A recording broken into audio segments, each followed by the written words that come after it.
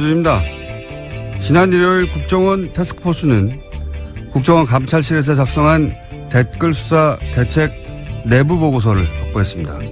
이 내부의 보고서에 따르면 댓글 수사 대처에 박근혜 정권의 명운이 걸렸으며 진상이 드러나면 국정원이 존폐 위기에 내몰릴 것이라고 자체 분석하고 있습니다.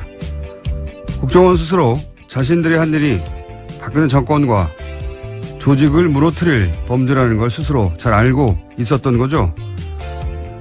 그런데 조중동은 최근 검찰의 무리한 수사, 참군인 김관진, 북한만 좋아할 국정원 흔들기 등등의 논리로 이 수사를 끊임없이 흔들려고 노력해 왔죠. 조중동은 왜 그러는 걸까? 이게 무슨 진보 보수의 문제도 아니고 시대의 과제도 아닌데 보수 정당이 이 수사를 정치 보복이라고 규정하는 건 동의하지는 않아도 이해는 갑니다. 자신들 집권 시절의 일이고 본인들 정치적 생존이 달렸으니까요. 그런데 조중동은 왜 그러는 걸까?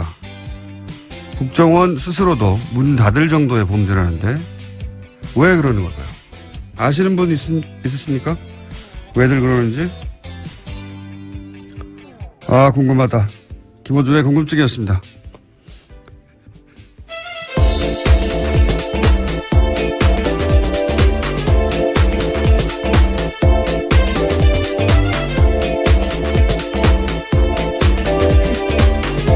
시사인의 김은지입니다.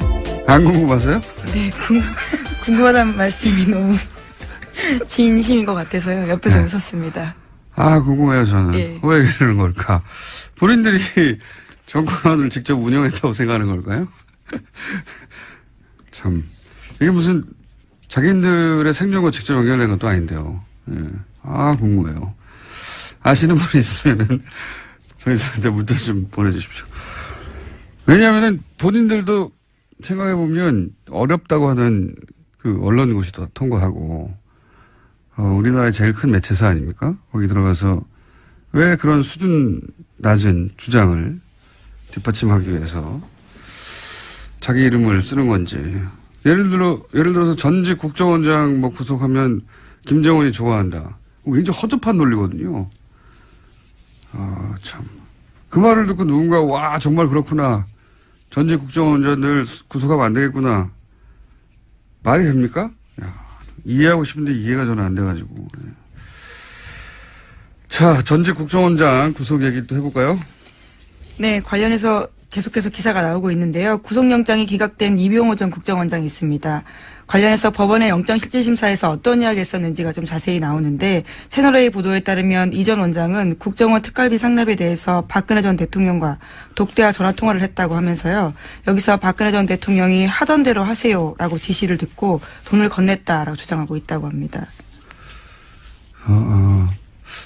그 법조인들은 이게 이제 실질심사에 맞춘 전략이었던 게 아니겠는가. 검찰 조사에서는 이런 말 안 하다가 실질심사하는 중에 이제 이런 말들을 쏟아낸 거거든요. 예. 일종의 폭탄 발언을 했다라고 해당 보도는 보도하고 있습니다.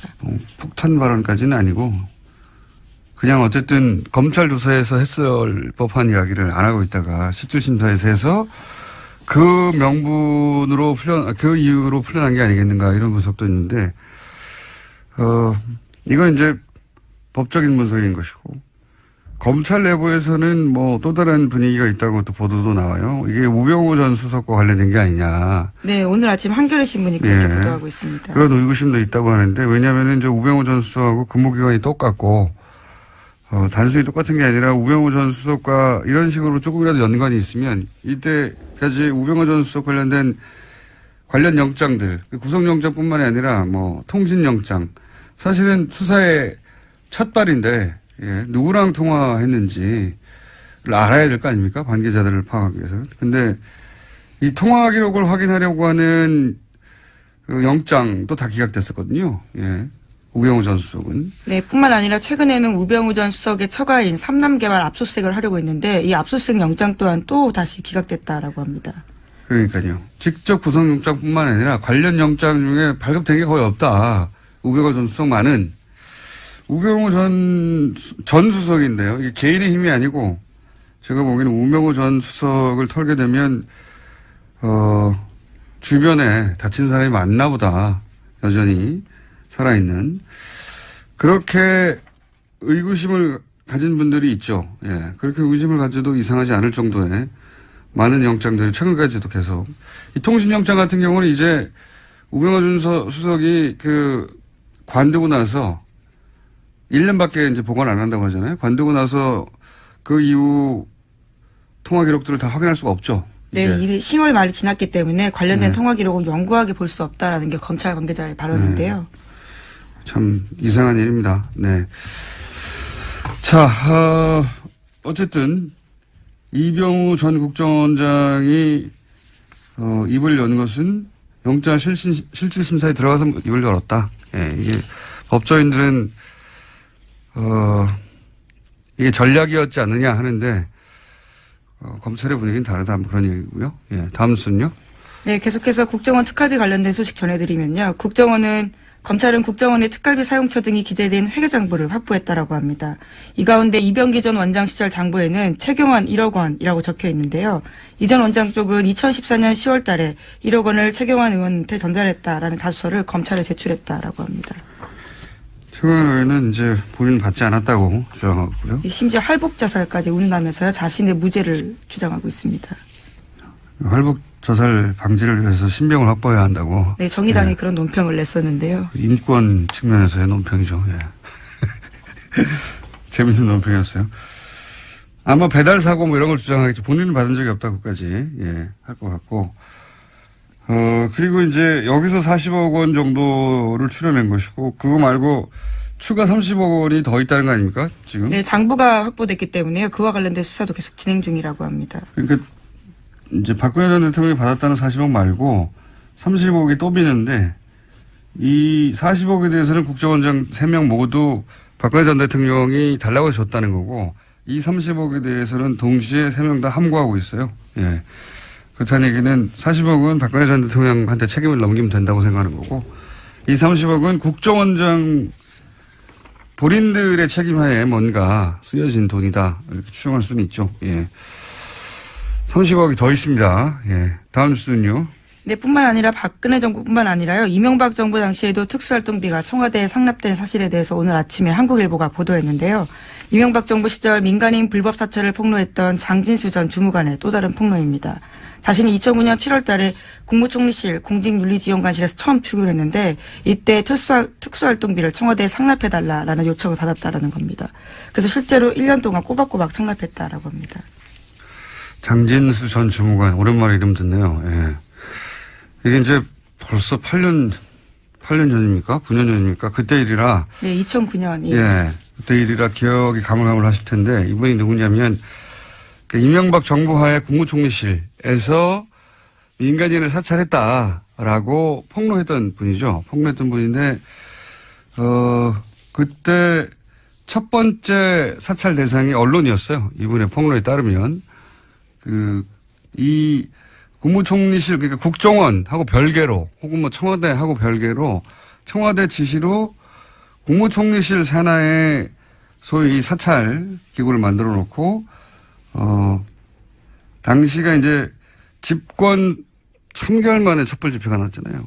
그래서 촛불 집회 사과 발언하고 나서 한 달 후에 사찰 조직을 만들어서 맨 먼저 청와대 지시에서 했던 일이 언론사 기자들을 다 사찰하고 그리고 나서 이제 뭐 YTN이 방송국 간부들하고 와장창 교체했죠. 예.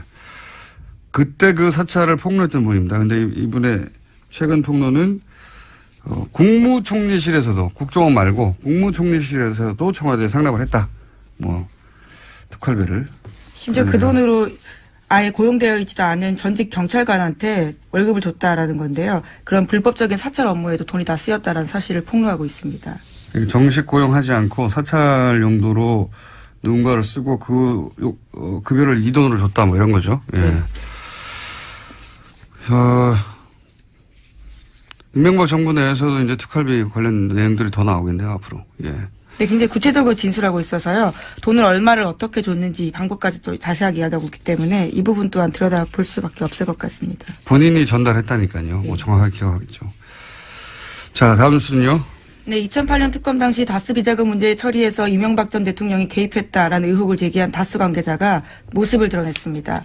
다스 당시 경리팀장이었던 최동영 씨인데요. 실명으로 JTBC와 인터뷰를 했습니다. 2008년 BBK 의혹을 수사했던 정호연 특검 당시에 대한 이야기를 한 건데요.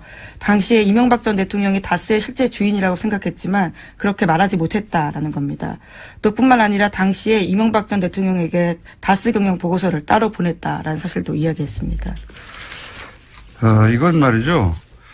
사실은 주진우 기자하고 잠시 후에 좀 더 자세히 얘기 나눠보겠는데 이게 이 발언이 경리팀장에서 나왔다는 게 중요합니다. 예. 돈을 관리하고 있던 경리팀장이 돈 쓰는 걸 보면 알잖아요. 예. 돈을 관리하는 사람, 돈의 주인이 실제 주인이거든요. 예. 이 경리팀장이 당연히 이제 다스는 이명박 전 대통령 거였는데 특검 때는 말을 못했다는 거 하나 하고 그다음에 당시 비자금도 만들어지고 있었다. 네, 손익에 짜맞춰서 해마다 비자금 의심되는 수십억 원 돈 사라졌다라면서요. 자기도 몰랐다라는 겁니다. 경리팀장인데도요. 그리고 또 한 가지는 이제 이명박 전 대통령에게 연말이면 다스 경영 보고서를 따로 올렸다. 이 얘기도 있고. 예. 저희가 한 2달 반 동안 얘기했던 거하고 맥이 닿는 이야기인데 대통령이 된 이후로도 사실 다스와 관련된 보고가 계속 올라왔다고 주식이 한 푼도 없으면서 하나도 없으면서 그런 얘기를 하는 주진 기자 해왔는데, 예. 이제 다스 내부에, 제보자라고 부를 수 있겠네요. 이제 실명까지 거론하는 경리팀장 최동영 씨가 다스는 이명박 전 대통령 거다. 근거는 이러이러하다. 라고 주장하고 있습니다. 머지 않은 것 같아요. 예. 빙산의 절반은 나왔고, 나머지 절반은 빠른 속도로 올라오지 않을까. 예. 다스는 누구 겁니까? 이제 그 답이 나오지 않을까 싶습니다. 다음 뉴스는요? 네, 5.18 민주화 운동 당시 또 보도도 있습니다. SBS가 어제 보도했는데요. 5.18 민주화 운동 당시에 헬기 사격이 있었다라고 증언한 사람 가운데 당시 광주에서 선교 활동했던 미국인 목사도 있었습니다. 그런데 전두환 전 대통령이 이 목사의 증언에 강력하게 대응하라라고 지시한 내부 문건이 나왔다라는 건데요. 1995년, 그러니까 5.18 관련된 검찰 수사가 진행 중이던 때 미국인 피터슨 목사가 검찰에 출석해서 당시 광주에서 헬기 사격을 목격했다라는 이야기를 했고요. 또 증거물도 제출했습니다. 헬기 사진이었는데요. 이에 대해서 전두환 전 대통령 쪽은 고소를 추진할 정도로 화를 냈다라는 겁니다. 저도 기사 봤는데, 예. 이건 우선 헬기 사격 여부는 끝까지 추적을 해야죠. 예. 전두환 씨가 아직도 5.18에 대해서 이런저런 얘기하는데 다시는 5.18 관련해서 북한의 뭐 공작이라느니 아직도 그런 얘기 하는 사람 있지 않습니까? 예. TV조선에서도 그 얘기를 불과 몇 년 전에 했고요. 이런 얘기 못 나오게 해야 되고 또 한 가지는 저도 이 보도를 봤는데 헬기 사격 증언에 전두환 진노, 뭐 강력 대응 지시 이게 이제 꼭지 제목이거든요. 이 진노 이런 거는 이제 성경에 하나님이 화낼 때 쓰는 거예요. 예. 부당한 일이 발생해서 크게 화를 내는 어떤 정당한 분노, 예, 높은 존재, 노인들, 할아버지가 진노하셨다 이럴 때 쓰는 거거든요. 이건 그냥 전두환 빡침. 이 정도가 맞는 거지. 단어 선택을 잘해야 된다. 진노 아니고요. 예. 네. 신경질을 냈다, 화를 냈다. 네, 예. 차마 보도에 그 단어를 쓸 수가 없어서 그랬던 것 같긴 한데. 그렇다 하더라도 진노가 뭡니까? 네. 예. 동의합니다. 진노할 주체도 아니지만 대상도 아닌 뉘앙스 잘못 사용된 단어 같습니다. 자, 다음 뉴스는요. 네, 류여의 자유한국당 최고위원이 포항 지진은 하늘이 문재인 정부에 주는 경고다라는 발언을 해서 논란이 일고 있습니다. 여당에서는 부적절한 발언이라면서 류 최고위원의 사퇴를 요구하고 있고요. 류 최고위원 쪽은 일부 발언이 왜곡돼 전달됐다면서 반발하고 있습니다. 한번 들어볼까요? 이번 포항 지진에 대한 문 정부에 대한 하늘이 준엄한 경고 그리고 천심이라고 하는 지적들이 나오고 있습니다. 이게 이제 검색어가 한 연이틀 정도 계속해서 관련 검색어 올라왔었는데 본인이 해명을 했죠. 네, 누군가가 제 발언을 왜곡해서 포항 민심을 자극하고 있다라는 건데요. 자신의 발언을 왜곡하는 가짜뉴스에 대응하겠다라는 이야기도 했습니다. 그래서 이제 자기는 천벌이라는 말을 한 적이 없다. 예, 이렇게 해명을 했는데 하늘이 준 경고하고 천벌하고는 어떻게 다른 겁니까 이게. 가짜뉴스를 본인이 배포하고 있는 것 같은데. 어쨌든 이 발언으로 한 연이틀 정도 검색어 논란이 있었고 검색에 올라왔었고 제가 보기에는 해명이 될 것 같지는 않네요. 예. 이걸로 누군가 화가 났다면 그 화가 가라앉을 것 같지는 않습니다. 예. 자기 발언을 왜곡했다고 짧은 인터뷰 한번 해봐야 되겠습니다. 예. 어떻게 하늘이 준 경고와 천벌은 다른 것인지. 그런 일이 있었습니다. 네, 다음 순요. 네, 계속해서 포항 이야기 좀 전해드리면요. 포항에서도 계속 여진 일어나고 있습니다. 오늘 오전 6시 5분쯤에도 경북 포항에서 규모 3.6 지진이 발생했는데요. 지금까지 여진이 총 58차례, 그러니까 58차례 일어났다라고 합니다. 그러니까 그 수능 연기 안 했으면 큰일 날 뻔했어요. 예. 근데 또 문제는 일주일 후에도 또 여진이 있는 게 아닌가. 여진이 있을 수도 있죠. 그건 뭐 사람이 예상할 수 없는 일이라. 근데 좀 다른 것은 그럴 수도 있다는 마음을 먹고 그런 예상을 하고 들어가는 것과는 완전히 다르니까요. 여진이 계속 있다고 합니다. 아직도. 자, 다음 뉴스는요. 네, 국민의당 정동영 의원이 당내 반안철수 조직인 가칭 평화개혁연대를 만들겠다고 했습니다. 내일 바른정당과의 통합을 논의하는 당내 워크숍에서 의원들에게 창립 서명을 받아서 공식 출범시키겠다라는 계획인데요. 천정배 의원이 거기에 동참을 하기로 했습니다. 하지만 안철수 대표는 바른정당과 통합 의지를 분명히 하면서요. 안철수 대표와 호남 중진들 사이에 정면 충돌이 일어날 것으로 보입니다. 지난주간에 잠깐 얘기했지만 안철수 대표 쪽 그림은 이런 거죠. 호남계가 이렇게 반발하는 거를 오히려 저는 반길 거라고 보는 것이 예. 이것이 탈호남의 찬스라고 보는 것이고요. 제가 해석하기에는 바른정당이 반토막 난 것도 흡수에 도움이 된다고 볼 것이고 예. 찬스라고 보는 거죠. 그러면서 이제 영호남, 화합 이런 레토릭, 수사도 사용 가능하고 그러면서 이제 중도 보수를 천명하고 자유한국당 지방선거 이후에 자유한국당이 성과를 못 내면 이탈자가 생길 테니까 중도 보수의 적자가 되겠다.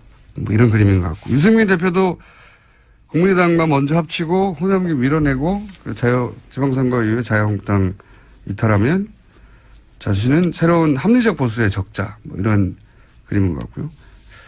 비슷한데 차이가 있다면 안철수 대표는 바른정당을 탈호남 중도 보수로 변신하는 도구로 쓰겠다는 거죠.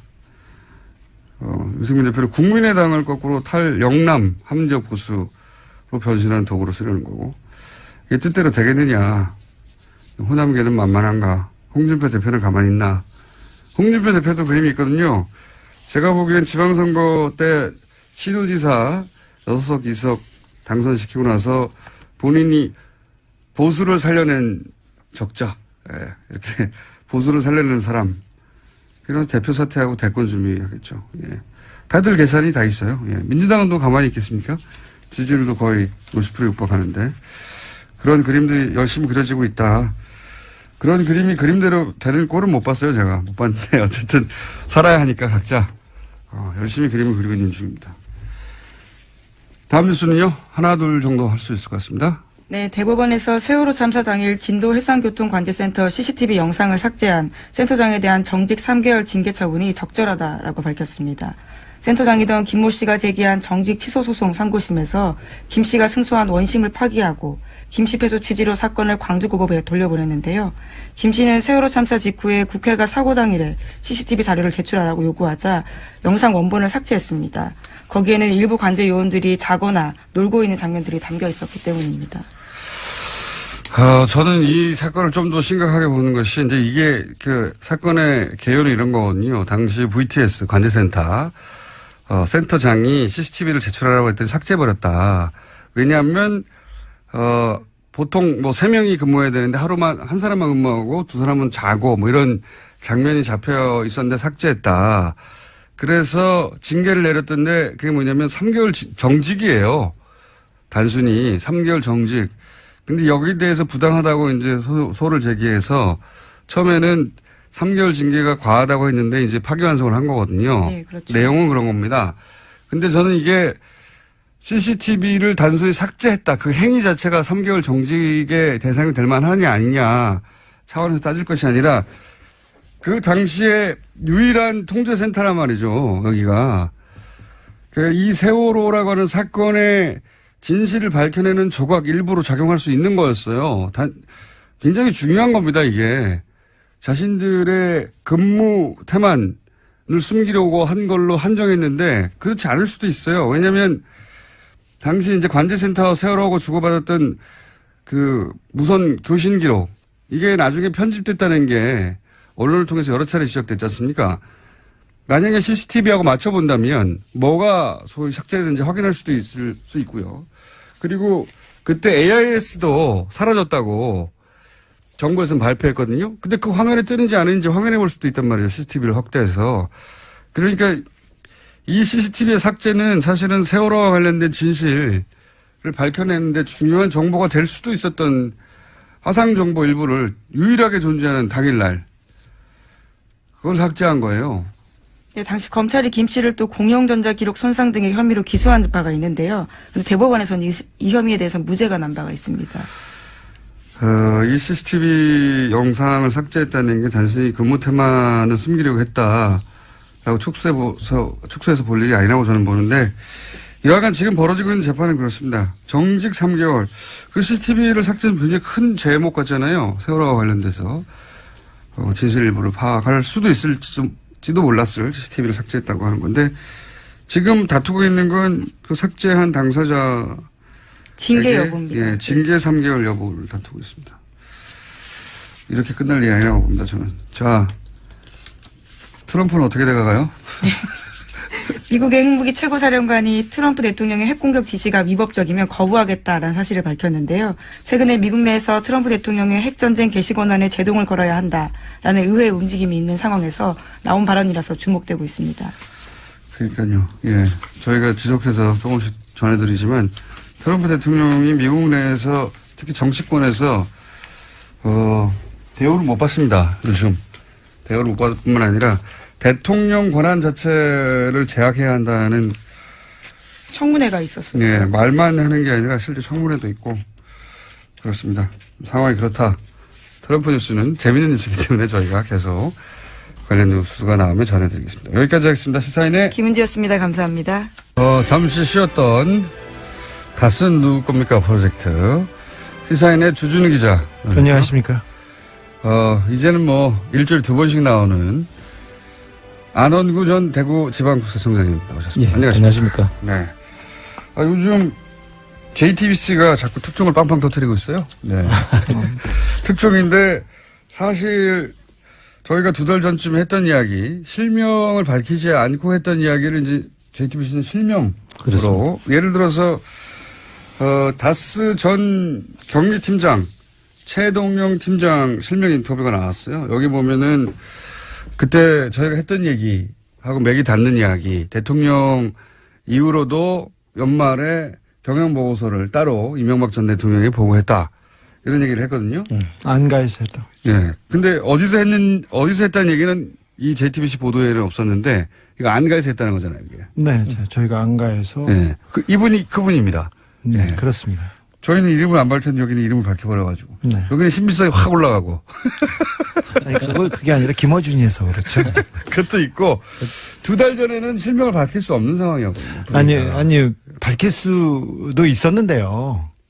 밝힐 수 있었는데 저희는, 네, 밝히지 않았습니다. 아니, 2달 전하고 지금하고는 좀 분위기가 달라요. 그렇죠. 그때는 네. 다스 얘기를 꺼냈을 때, 아직도 사람들이 이제 반신반의한 분들이 있었고. 아니, 네. 그분은 용기를 내주셨어요. 네. 그리고 여러 얘기를 하고 더 많은 내용이 있는데, 사실 친인척간이고요. 그리고 총 4명 중에 1명이라고요? 친인척간이고 그리고 그분과 그분 주변 분들이 아직도 MB 가까운 데서 생활 터전을 읽으면서 또 생업에 종사하고 어쨌든 있어서 본인의 네. 실명이 밝혀지면 곤란한 처지가 될 수도 2개월, 네. 3개월 전에는 분명히 그랬는데 지금은 이제 점점점 예. 상황이 바뀌어가면서 본인이 용기를 내신 것 같아요, 직접. 네. 인터뷰. 용기 있는 분이십니다. 예, 용기를 내셔가지고, 저희 같은 얘기입니다, 이게. 그러니까 안가에 가서도 당선 이후에 보고를 받는다. 네. 안가에서 예. 이명박 대통령이 그 보고를 받는 특징이 뭐냐면요. 정면으로 얼굴을 안 봐요. 아, 그래요? 네, 이렇게 쭈루룩 세 명이 앉아 있으면 예. 얼굴을 안 보고 다른 데를 쳐다보고 있어요. 다른 데를 쳐다보고 있다가 다른 데를 쳐다보고 있다. 그래. 그리고 정확한 멘트를 안 하시고 정확한 그 지시를 안 하고 그래 네가 해봐. 네가 가서 해봐. 저는 그게 이제 그 잠재의식 어딘가에 이게 잘못하면 걸리면 문제가 될 수 있다는 죄의식 같은 거나 죄의식은 없는 것 같은데 걸리면 내가 그때 무슨 말을 했는지 나올 수가 있으니 이게 항상 머릿속에 있는 게 아닐까. 많은 사람들이 그렇게 얘기하더라고요. 네. 명확한 지시를 하지 않는다. 네, 그런 것도 있고요. 또 한편으로는 이분은 같이 이게 수행하는 사람들하고 겸상을 안 하시잖아요. 그렇죠. 네. 겸상을 안 하시고 이게 좀 차이가 있다. 다른 사람이다. 이런 생각을 꼭 하시는 것 같아요. 이명박 대통령이 전에 그 재벌가, 그러니까 현대가에서 머슴으로 살았다는 얘기를 몇 번 하면서 자기가 가지고 있는 그런 의식적 괴리 이런 것 때문에 그렇지 않을까 또 좀 생각해 봅니다. 하여튼 보고받았을 때 디테일 설명을 받았다는 얘기를 하는 거죠. 네. 어떻게 그 보고를 했냐 그러면 정면을 보지 않고 옆을 쳐다보고 이렇게 얘기했다고. 그분 스타일이십니다. 예. 자, 그리고 또 이 최동용 전 팀장에 따르면은 정호영 특검이 굉장히 수상합니다. 수상하다는 얘기는 여러 차례 해왔는데 여기서 이제 언론 이미 보도된 것만 얘기하자면 우선 비자금을 찾아냈는데 예. 그게 문제가 안 되게 회사로 돌려넣고 장부를 잘 처리해라. 예. 라는 식의 이제 처리 방법을 알려주고 그러자 이명박 전 대통령이 이걸 실제 그런 식으로 처리했다는 거 아닙니까? 예. 비자금 돌려줬다. 이동영 씨가 그 일을 했다는 것이고요. 2008년 2월 달 이야기죠. 예. 그 당시 이동영 씨는 이제 이상은 씨의 예. 아들. 이명박 대통령 형의 아들, 예. 최대 주주죠 현재. 최대 주주의 아들이 그때 가서야 다스에 들어갑니다. 이 일을 하러. 그래서 이분이 그 당시에 이 처리를 하는데 관여를 하고 그때 이명박 씨가 다스에 가서 일을 하라고 그래서 네. 그때부터 일을 시작했다는 분인데요. 여기서 디테일이 조금 다른 부분이 있는데요. 네. 최동영 씨가 다르다는 게 아니라 비자금은 많았어요. 그때 정호영 특검에서 발견된 비자금 덩어리가 한 서너 개 있었는데 그 중에 하나를 처리한 게 이 120억이고요. 네. 100억 원대 비자금은 또 따로 있었다. 네, 사라졌어요. 이미 해서 먹었어요. 이미 해서 먹은 100억 원대가 하나가 있고요. 그 이후에 그 찾아낸 또 저희가 그 얘기했던 외환은행에서 찾은 100억 원 수표 한 장. 네. 그 경주 외환은행. 지난 시간에 얘기했어요. 비자금 덩어리가 몇 군데. 수표로 100억 원짜리 하나 자기 앞수표를 찾아왔다. 그러니까 이 120억짜리 그리고 100억대 사라진 비자금 그리고 100억 생긴 거. 그 다음에 그 정호영 특검이 수사를 하다가. 근데 요 세 덩어리를 당시 정호영 특검이 알고 있었죠. 이미 알고 있었다. 알고 있었는데 덮었습니다. 이거 말고. 다스로 돌아간 120억만 얘기하고 있는데 그 외에 더 있었다. 더 있습니다. 더 있습니다. 네. 기자분들이 이 부분에 대해서 좀 취재에 나서 주셔야 됩니다. 2010년도에 그 당시에, 특검 당시에, 그리고 우리 이시영 씨, 각하의 아들 이시영 씨가 삼성동 힐스테이트에서 살고 있었는데 43평, 6억 4천만 원 전세를 살고 있었습니다. 근데 그 돈도 이명박 대통령의 비자금입니다. 일부는 이상은 회장이 큰아버지가 빌려줬다 이렇게 얘기했는데 큰어머니는 우리는 돈 준 적 없어요 이렇게 얘기하고요. 그 베란다에서 그냥 놔뒀던 돈을 그냥 갖다 줬다고 이렇게 얘기를 했어요. 그런데 그 큰어머님은 누구 베란다에 놔뒀던 돈을 갖다 이상을 구이동에 있는 이상은 씨 자택에서 베란다에서 돈을 꺼내서 줬다고 얘기해요. 그럼 이상은 씨 돈이라고 봐야 되는데 그게 아니라 자신들 돈이 아니다. 그 돈은? 돈이 아니라고 얘기를 했어요. 거기 자기들이 관리만 현금을 하고 있었을 뿐 자기들 돈이 아니다. 네, 6억 4천만 원 중에 그리고 그 청와대에서 나온 국권 화폐 그리고 돈 여기에 특수활동비로 의심될 만한 돈이 또 포함되어 있습니다. 그때 내곡동 사저에도 그런 지금 스토리가 지금 있는데. 내곡동 사저를 그 내곡동 사저를 이시영 주진우 기자 씨가 천천히 좀 말해. 천천히 말 더듬지 말고. 너무 많아서요. 비자금 덩어리가 너무 많아서 지금. 아니 빨리 말하는 건 좋은데 네. 빨리 말하면 더듬거든요. 죄송해요. 더듬이에요. 근데 자, 그리고 내곡동 땅 기억하시죠? 잠깐만 정리하고. 자, 당시 힐스테이트 네. 이시영 씨, 이명박 전 대통령의 아들 이시영 씨가 거주하던 힐스테이트 몇 네. 평?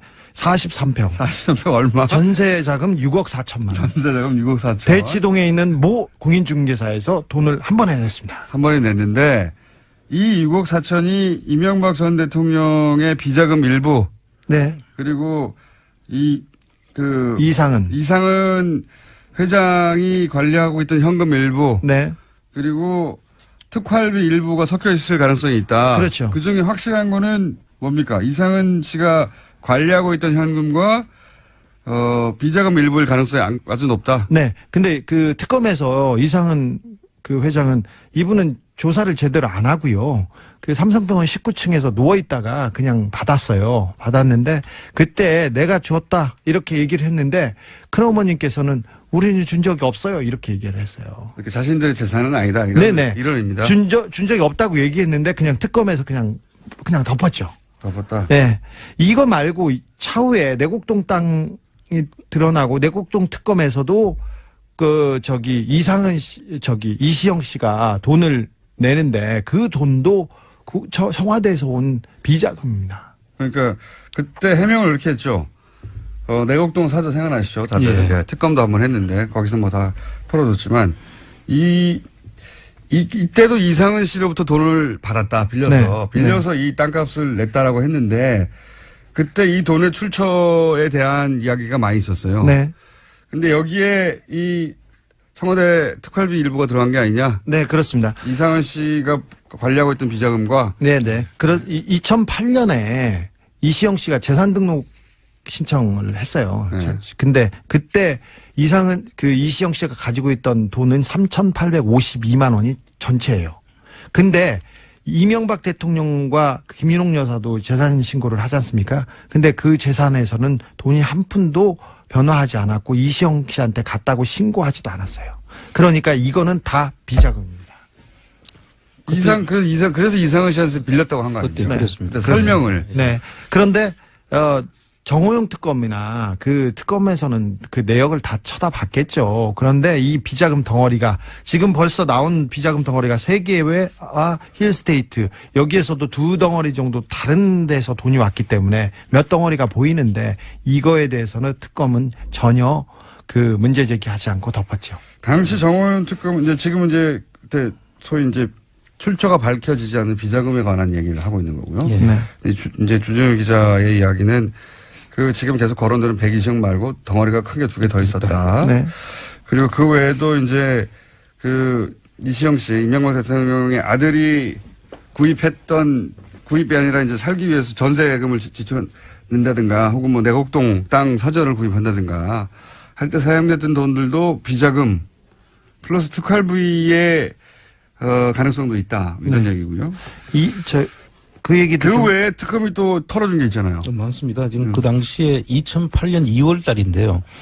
그 검찰에서 두 번 그 도곡동 땅 수사를 하고 2007년 12월 달에 또 그 BBK 수사를 해서 또 BBK 수사를 결론을 내주지 않습니까? 도곡동 땅에 대해서는 제3자. 그렇지, 제3자. 도곡동 땅은 제3자다. BBK는 이명박 씨는 관련 없다. 네. 이렇게 해주고. 잠깐만. 제3자는 무슨 의미냐면. 제3자는 이명박이라는 의미였죠. 그런데 원래 도곡동 땅은 이상은 씨와 김재정 씨. 그러니까 처남과 형의 땅이라고 주장하고 있었거든요. 예, 등기부상이 그래 돼 있어요. 예, 그런데 이상은 씨께 아니고 검찰이 처음 수사 발표할 때는 제3자다. 네. 그러니까 주장과 다르게 형께 아니다. 제3자다. 이게 이제 이명박 전 대통령을 의미하는 거였거든요. 그때는. 그렇죠. 네. 예. 등기상의 명의가 그 사람들로 돼 있었는데 그 자체를 아니다고 했으니까 네. 그 제3자를 밝히면 됐었던 거죠. 그렇죠. 그런데 그때만 해도 그 박근혜 씨와 이명박 씨가 첨예하게 이제 경쟁 관계 당내에서 경쟁. 그때는 대통령이 아닐 때고 그러니까 대통령이 아닐 때는 이명박 전 대통령을 의미하는 제3자 땅이 맞는 것 같다고 했다가 검찰이 대통령이 당선된 자 바꾸죠, 이게. 그렇죠. 특검을 통해서. 그래서 두 사람 눈치를 보다가 그렇게 결론을 내고 그다음에 좀 더 대담해지는 것이 BBK 수사죠. 네. BBK 수사 결과는 대통령이 그 선거를 한 보름 앞둔 시점에 발표를 하거든요. 그 보름 앞선 시점에 이명박 대통령이 당선될 것으로 거의 다 예측이 됐던 상황이기 때문에 지지율 극차 컸으니까요. 예, 이미 서류라든지 이런 것들이 검찰에서 다 발견하고도 이미 BBK는 이명박 씨와는 관련이 없다라고 결론을 내주는 게 BBK 수사 결과입니다. 그때 이제 무슨 발표들을 했냐면 뭐 검찰 혹은 특검이 처음에는 제3자라고 했다가 나중에 도곡동땅은 이명박 전 대통령 땅이 아니다.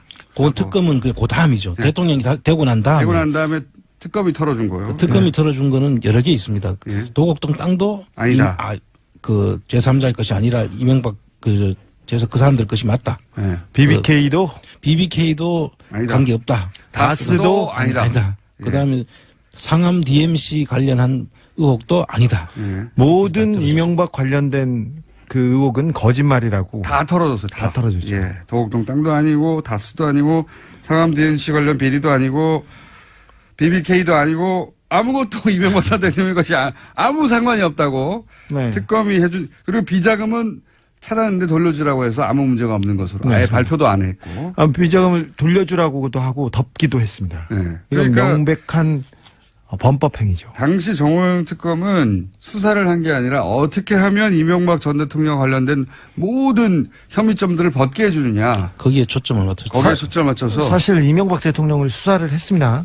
했는데 꼬리곰탕만 먹고 끝냈었는데 한 2시간 정도 만나서 그 조사를 했다고 하는데 그 시간 밥 먹었다고 하는데 사실 검찰청이나 경찰청에 가가지고 조사받은 사람들은 알아요. 앞에다 성명, 주소, 이름 그리고 뭐 얼마나 버냐 이런 거 종교 이런 거 물어보지 않습니까? 그러면 1시간이 지나가요. 맨날 아니, 일단 밥 먹는데 1시간 하고요.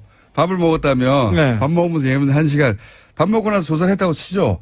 앞에 신상명세 적고 그럼 끝나는 겁니다. 시간은. 근데 1시간 40분이니까 조서를 다 가지고 가서 이렇게 하겠습니다. 대충 이런 식이었을 거예요. 그때 그 조사에 나갔던 이상인 특검보는 이분이 이명박과 이상은을 직접 조사한 분이신데요. 이분이 그 특검 끝나자마자 영포빌딩, 서초동 영포빌딩에 공짜로 입주하잖아요. 공짜로는 모르겠습니다만 바로 입주해가지고 이명박 대통령 일을 본 것으로 그리고 이명박 대통령과 관련된 재판도 있었으니까 그런 걸 도왔다는 의혹이 있어요. 자, 그래서 이제 저희는 그런 의혹들 BBK 얘기도 쭉 해왔고 그리고 다스 누구나 얘기도 쭉 해왔는데 이런 얘기를 하면서 최근에 알게 된 사실은 이 다스의 소유권 이게 복잡하고 계속 주목하고 있으니까 소유권을 이시영 씨 아들에게 넘겨주려고 하고 있는 게 아닌가 하는 정황들이 막 곳곳에서 나오고 있잖아요, 요즘. 예. 근데 이명박 전 대통령 해외 계좌를 추적하다가 해외에서도 이 다스 소유권을 넘기려고 하는 정황 일부를 네. 주진우 기자가 포착을 합니다. 미국 수사기관에서 다스와 관련된 수상한 돈 흐름을 포착해서 정식적으로 수사에 나섰습니다. 지난번에 저희가 말씀드렸었는데 이게 뭐냐면요. 다스에서 돈 거래가 자꾸 있어요. 미국 엘라바마하고 그리고 달러 거래가 싱가포르나 중국 그다음에 캄보디아 베트남도 약간 의심하고 있는데 이게 뭐냐면은 들여다보면은 돈을 거래하고 돈을 빼돌리고 하는데 이게 이시영 씨한테 이 회사를 넘기려고 하는 그리고 이시영 씨 관련된 회사에 돈을 넘기려고 하는 돈 거래의 정황들이었어요. 그러니까 이제 이거하고 맞물려 가지고 생각을 해보시면 저희가 일요신문이 보도했던 몇 가지 이상한 징후들 돈이 네. 뭐 1,000억대가 뜬금없이 어떤 회사에 들어갔는데 나중에 장부 잘못이라고 예. 고친다든가 1,000억대가 장부 잘못으로 갑자기 가요. 1,485억이나 되는 돈. 네. 아주 숫자는 정확하게 저는 1,000억대라고 하면 네. 얼마라고요? 1,485억이죠. 1,485억의 돈이 뜬금없이 어떤 회사로 계열사 조그만 회사에 들어갔는데 그래서 그걸 누가 찾아냈어요. 일요신문 기자 한 분이 찾아냈더니 그분 이름을 제가 앞으로는 얘기해야 되겠네요. 좀 기억이 안 나는데. 강석현 씨죠. 강현석 씨. 광현석 씨. 예. 저기 찾아볼게요. 일요신문 기자가 우연히 그걸 찾아냅니다. 근데 우연히 찾아냈더니 그 회사에서 아니야 이건 장부를 잘못 기재한 거야 하고 고칩니다. 1,000억대인데 네. 1,000억대를 장부를 1,000억 정도는 그럴 수 있죠. 이명박 각하를 지금 어떻게 보시고 그러세요? 호연직이. 그런데 그래서 이거 이상하다라고 이제 처음에 발견했을 때는 하는데 이게 이제 해외 계좌 추적하고 맞물려 생각해 보면 주진우 기자가 이제 그 해외에 갔다 와서 그 미국의 수사기관으로부터 입수한 정보는 이게 여러 가지 돈 흐름이 해외에서 있는데 이걸 이시영 씨에게 이 돈을 주려고 하는 그래서 뭐 세탁하거나 하는 그런 흐름으로 보고 있는 거예요. 네네네. 회사를 건네려고. 다음에 이건 그런. 전반적으로 한번 다시 정리를 한번 해야 되는데요. 네.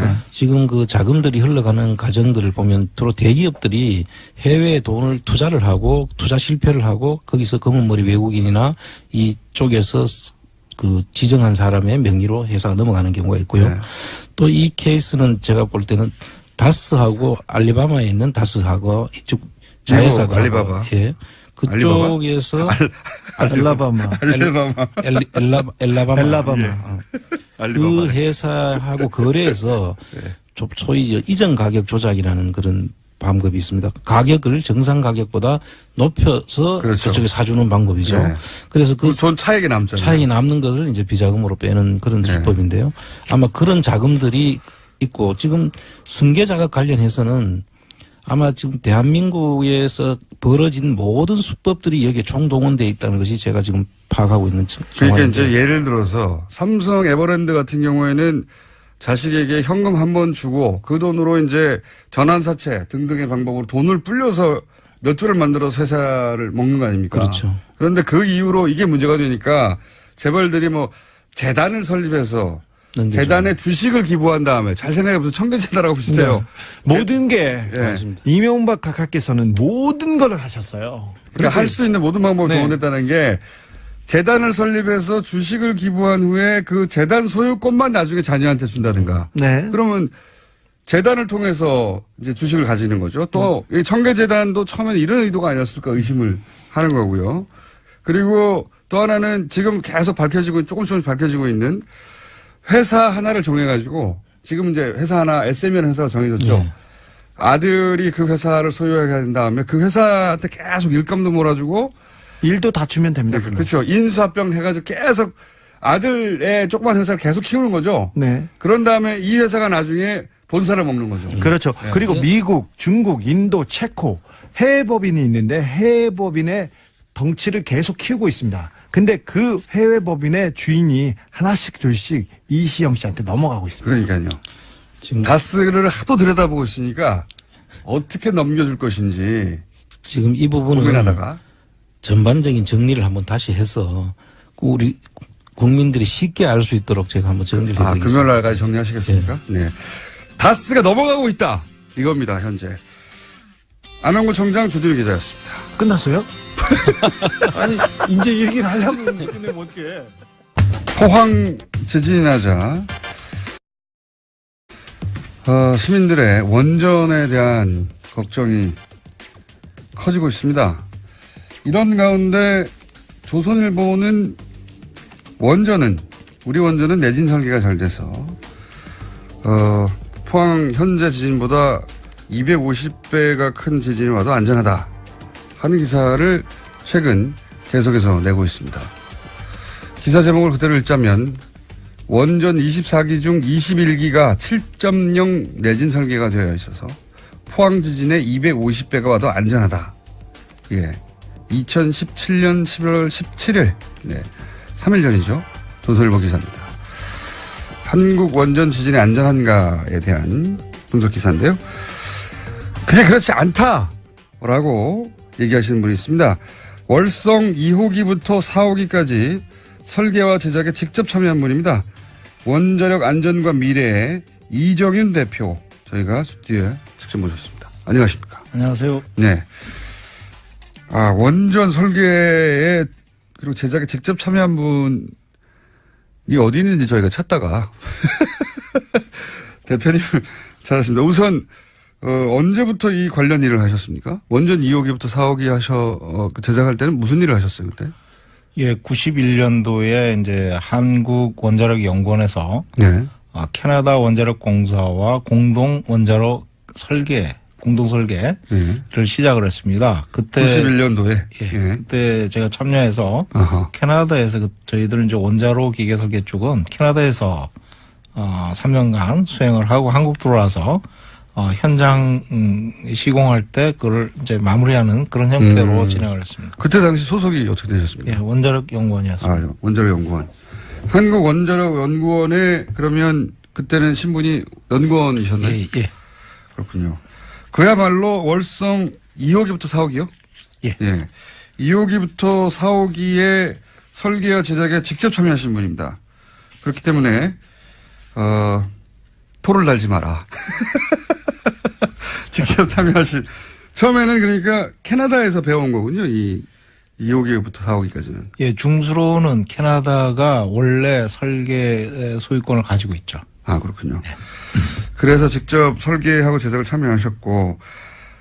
근데 이제 원전은 설계할 때부터 지진에 대비해야 하는 설계를 하죠.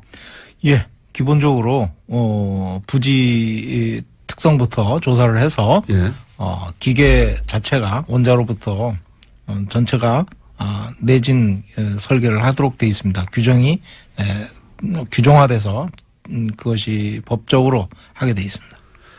그 설계 기준이 6.5였던 건 맞습니까? 그 당시는 리터 규모라든가 진도 이런 걸로 따지는 게 아니고 집안 가속도 기준으로 0.2G 집안 가속도 기준으로 따졌다고 하시는데 집안 가속도라는 게 발전소 부지가 어느 정도 흔들리느냐 그 힘 가속도를 기준으로 땅을 흔드는 힘의 정도가 0.2G. 근데 그 0.2G가 바로 6.5 지진에 해당된다라고 많이 얘기하죠. 그래서 6.5라는 수치가 나오고 6.5 리터 이야기를 하는 거군요. 근데 실제로 그때는 리터 기준으로 한 게 아니라 집안 가속도 기준으로 했는데 그게 0.2였다. 그 집안 가속도를 말씀하시니까 이제 찾아보면 이번에 포항의 지진은 집안 가속도가 0.013G였다라고 측정이 됐다고 합니다. 그래서 그러면 이제 0.2에 비하자면 10분의 1 정도도 안 되니까 이게 안전하다 이렇게 얘기를 하고 그리고 리터 기준으로 따지자면 6.5나 7, 그 250배의 큰 강도의 지진이 와도 안전하다 이렇게 얘기하는 거거든요. 이런 주장을 조선일보가 계속 연속으로 최근에 그러니까 원전 안전에 대한 이야기 많이 나오고 지진이 나다 보니까 특히 이제 그러면은 이제 최근에 이제 그 원전을 더 짓자 결론이 났지 않습니까? 그게 혹시 영향을 받을까봐 신고리 원전 6호기를 건설 재개를 이제 결정했는데. 거기 영향을 받을까봐 아마 이런 기사를 내는 거라고 추정이 되긴 해요. 안전하다. 기존도 안전하고 앞으로 지을 건 안전하다. 그런 주장을 하는데 이 주장이 맞습니까? 안전을 그렇게 주장을 해서 되는 게 아니거든요. 안전은 그렇죠. 입증이 돼야 되는 거거든요. 그런데 그렇게 발전소는 관리 상태가 어떤지 그거에 대해 실상을 얘기하지 않고 그냥 내진 설계가 이루어졌기 때문에 문제가 없다 이런 식으로 그냥 홍보성으로 얘기하는 거 아닌가. 저는 이제 그런 거는 좀 적절하지 않다고 봅니다. 그런 주장은 적절하지 않다. 좀 더 구체적으로 내진 설계가 6.5나 7 기준으로 되어 있기 때문에 6.5나 7이라는 건 지금 포항 지진의 250배나 큰 지진인데 그 정도 와도 그런 설계가 되어 있으니 문제 없다. 이 주장이 과학적으로 전문가로서 왜 이게 말이 안 되는 겁니까? 그렇게 단정하면 안 되는 겁니까? 저는 이제 양산단층이 살아있기 때문에 이번에 이제 포항에서 또 지진이 또 일어나지 않습니까? 그러면 양산단층 일대가 활성화돼 있다 이렇게 보는 게 맞습니다. 그러면 지진이 양산단층 일대에서 어디서든지 발생할 수 있다는 거예요. 지금은 포항이라는 먼 지역에서 한 40km 떨어진 곳에서 떨어져서 발생됐기 때문에 발전소에 10분의 1 설계 기준의 20분의 1 정도의 약한 영향을 줬을 뿐이지 운에 따라서는 발전소 근처에서 터질 수도 있는 거고. 그렇죠. 그렇지 않습니까? 그렇게 되면, 언제든지 위협을 가할 수 있는 그런, 양산단층이 바로 옆에 지나가고 있기 때문에, 네. 만반의 준비를 해야지. 무조건 안전하다 이렇게 얘기할 사항은 아니라고 봅니다. 그러면 지금 뭐 지진의 강도가 뭐 5.0이다, 6.5에 한참 못 미친다, 5.3이다 이렇게 하는 건 중요한 건 그 지진의 리히터 수치가 아니라 지방 가속도로 어느 정도로 영향을 주느냐에 결정이 됩니다. 그런데 그거는 진원이 그럼 원전이 얼마나 가까이 있느냐에 영향을 받는다. 그렇죠. 그리고 그것과 네. 또 토양 상태에 따라서 토양의 특징, 특징에 따라 전파되는 게 얼마나 소프트한 흙이냐, 아니면 강한 단단한 집안이냐 이거에 따라서 좀 다르거든요. 그것도 다르고. 그래서 이제 발전소에 영향을 주는 거는 발전소에 미치는 지방 가속도, 그 지진에 의해서 전파되어 온 지방 가속도 얼마나 흔드느냐 이게 영향을 받거든요. 그게 제일 중요한 거거든요. 그러니까 진원이 뭐 가까이 있을 수도 있고 먼데도 있을 수도 있고 멀리 있으면 당연히 영향이 작겠죠. 아무리 뭐 후쿠시마 원전 사고 9.0까지 일어났지만은 우리나라에 미친 영향은 크지 않았거든요. 당시에 진동이. 그러니까 리히터 기준으로 자꾸 얘기하는데 이렇게 얘기하면 안 되고 좀 착시를 익히고 중요한 것은 지진이 일어나서 얼마의 가속도로 땅이 흔들리냐가 중요한데 그게 0.2 기준으로 돼 있는데 이것은 지진이 원전에서 얼마나 가까이서 벌어졌느냐 그리고 그 집안의 특징이 어떠느냐 이런 걸 따져야 되는데 이거는 리히터 기준만 가지고는 측정할 수 없는 거다. 그건 단지 이제 지진이 얼마나 크게 왔다. 이거를 이제 객관적으로 서로 상대적으로 이해를 할 수 있는 그 수치고요. 원전에 미치는 영향은 그 원전에 얼마나 가까이에서 그런 지진이 왔느냐 또는 발전소의 부지에 얼마나 가속도가 크기로 왔느냐 이게 더 중요합니다. 그러면 예를 들어서 이번 지진이 원전 바로 아래서 있었다 혹은 바로 근처에 있었다 그러면 지금처럼 아무 문제가 없는 게 아니라 어떤 문제가 있을 수도 있는 그런 가능성을 따져봐야 되는 거네요. 가능성 있다고 봐야죠. 그러니까 이제 0.2G로 설계를 한 거죠. 무섭네요. 그러면 지진이라는 게 이제 인간이 예측할 수가 없기 때문에. 예측할 수 없습니다. 현재 기술로는 예측할 수 없기 때문에 운이 좋았다. 이번에는. 표현할 수도 있는 거네요. 그러니까 이제 만반의 준비를 해야죠.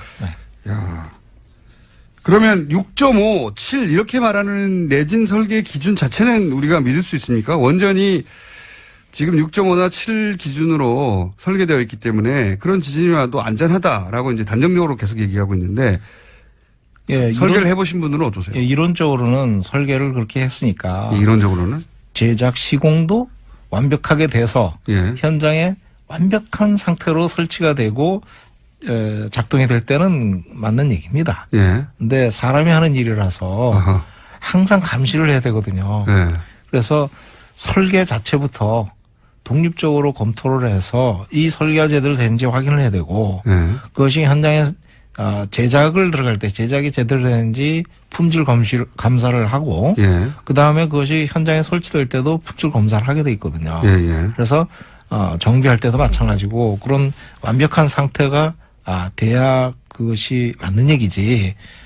사실 0.2G만 하더라도 상당히 높은 수준의 지방 가속도이기 때문에 일단 현장의 상태 그것이 굉장히 중요합니다.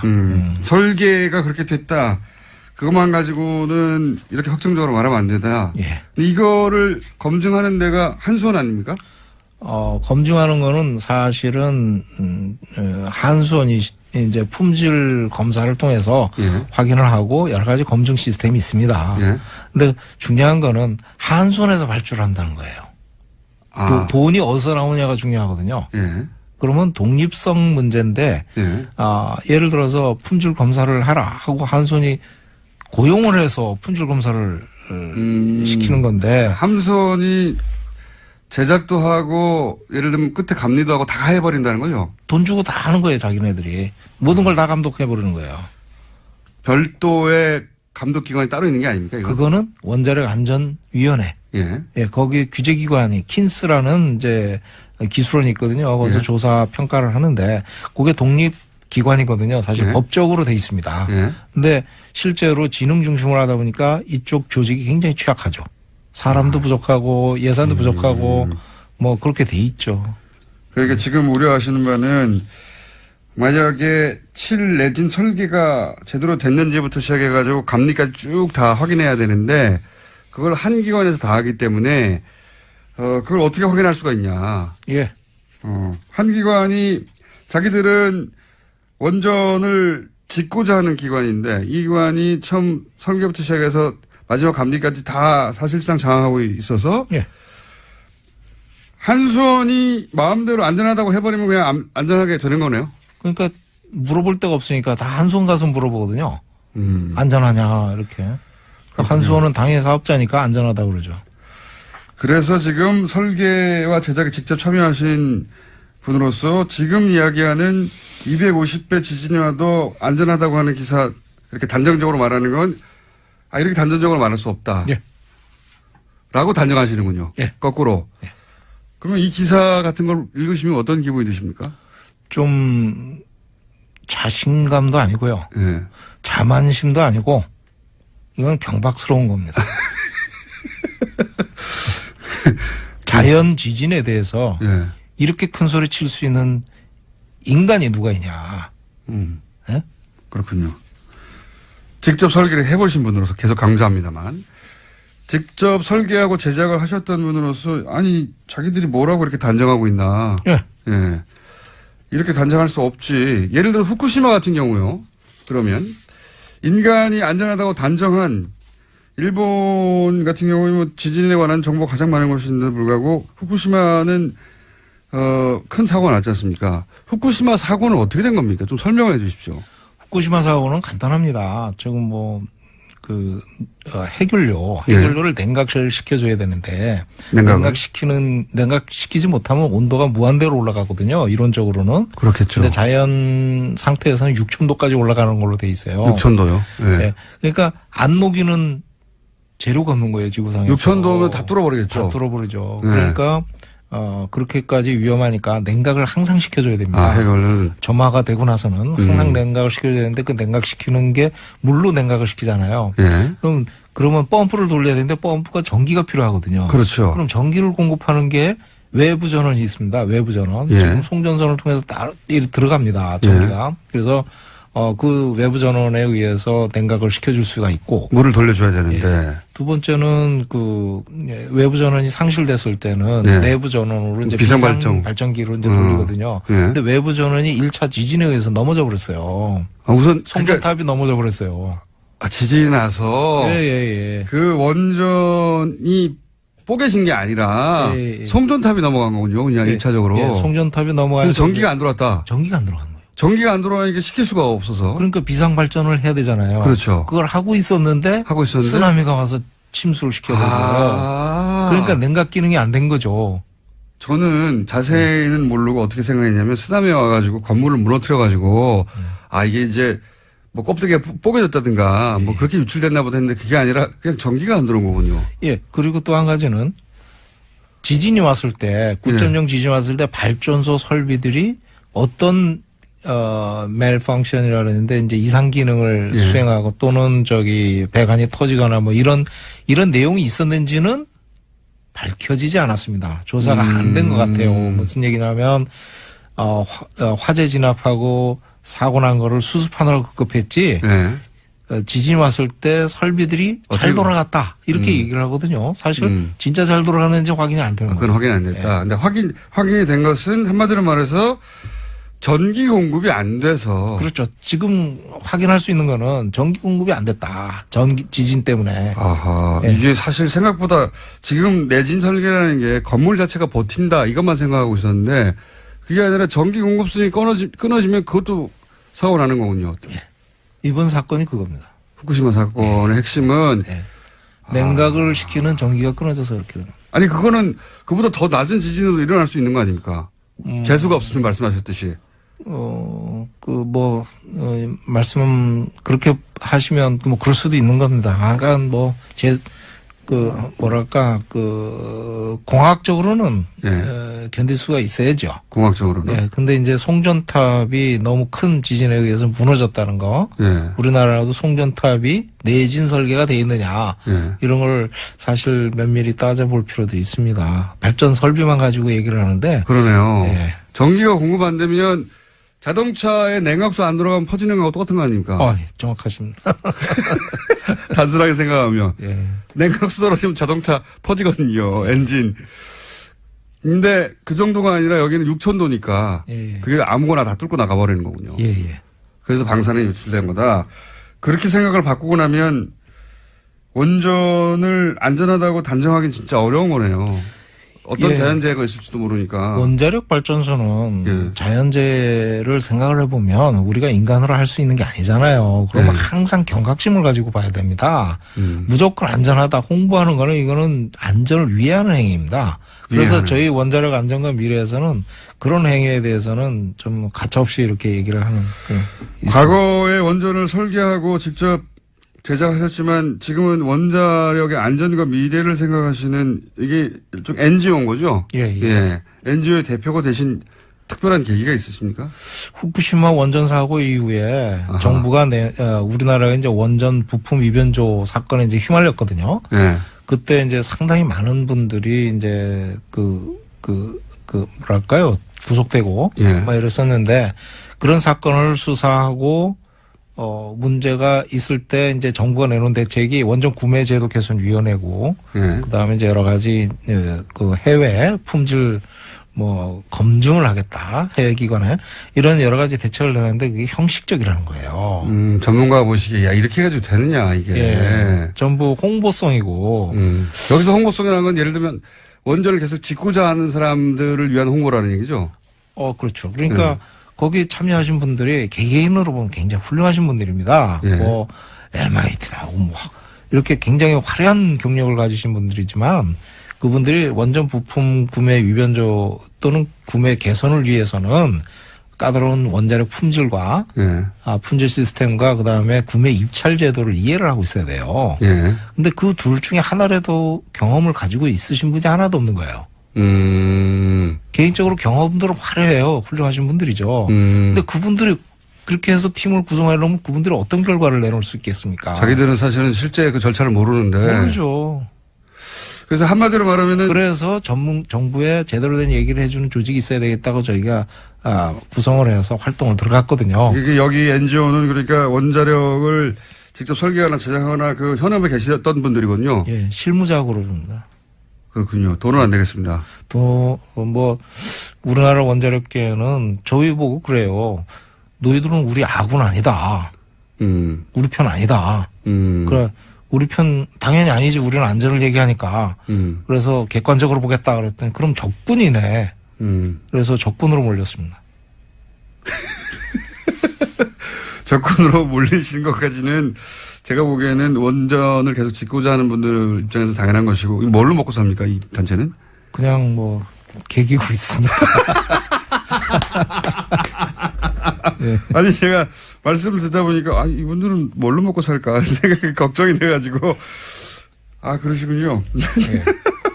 그러면 이 조선일보만이 아닙니다만은 근데 조선일보 대표적으로 이런 기사를 너무 많이 쏟아내가지고 조선일보를 예를 들어서 말씀드리는 건데 며칠 전에도 말씀드렸다시피 포항 지진 250배가 와도 안전하다고 완전 단정하고 있으니까요.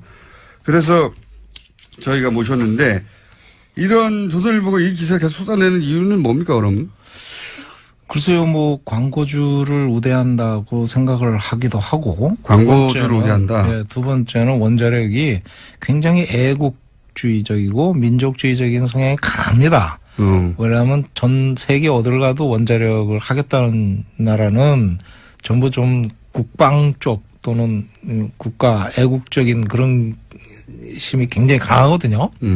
예, 그런 쪽의 세력들은. 예, 그러다 보니까 이제 이런 원자 폭탄 비슷한 거 이렇게 연관 기술인데 이런 거를 왜 또는 잘 갖고 가지고 수출해 가지고 해야지 이런 돈의 관점에서 예. 실제 조선일보가 광고를 많이 받습니까? 전번에 한번 데이터 나온 거 보니까 제일 많이 받던데요. 네. 국회에서 조사 한번 한 것 같습니다. 신문에도 나오고. 한국수력원자력 이런 곳에서. 예. 그렇게 연결할 수도 있고 거꾸로 조선일보가 그런 얘기를 하니까 거기다 광고를 많이 줄 수도 있고.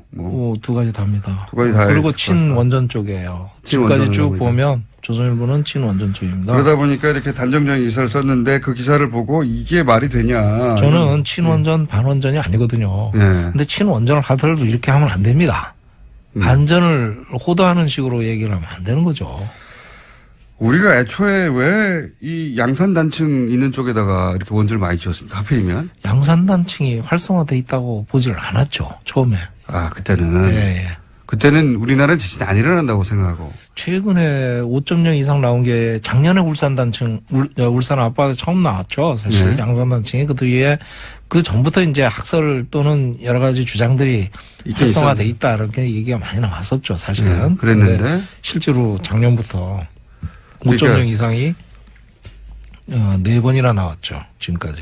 그러니까 여기다가 잔뜩 원전을 지었을 당시만 하더라도 대표님도 우리나라 여기 뭐 지진 없어 이렇게 생각하신 거죠? 제 기억이 없으니까요. 그러니까 지진이 안 일어난다고 생각하고 원전을 거기다 지었고. 예. 그래서 이제 그 당시 지방가속도 0.2G를 적용한 거는 그 당시 전 세계적으로 보편적으로 이제 안정된 집안에서는 0.2G를 표준으로 채택하고 있었거든요. 지금은 이제 좀 강화되는 추세입니다. 그런데 0.3G로 올리고 뭐. 예. 그렇군요. 근데 안정된 집안에서 기준 0.1을 지었고 거기는 지진이 없다고 생각했으니까. 근데 지금 지진이 일어나고 있다.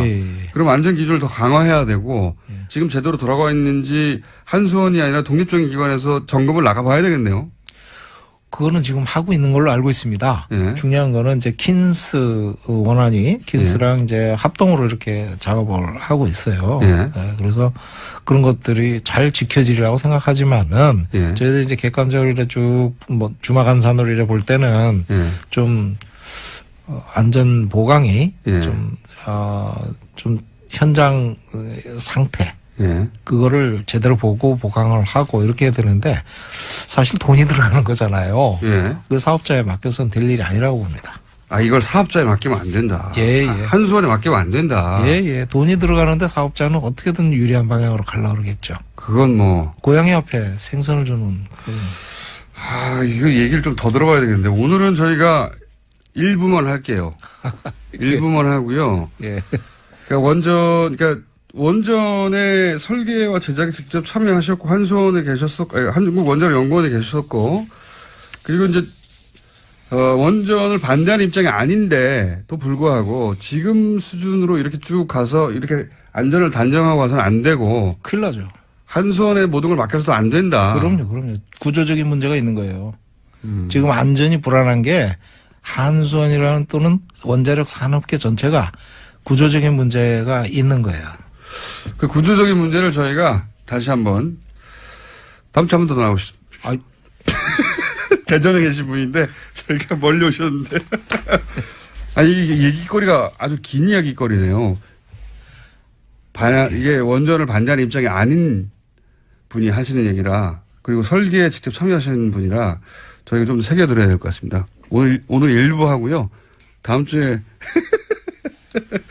대전에 계시고 지금 안전과 미래 먹거리도 제대로 장만이 안 된다고 하는데 또 오시라고 해가지고 지금까지 1부입니다. 원자력 안전과 미래의 이정윤 대표였습니다. 감사합니다. 감사합니다. 최경환 의원한테 전달했다라는 자수서를 검찰에 제출했다라고 합니다.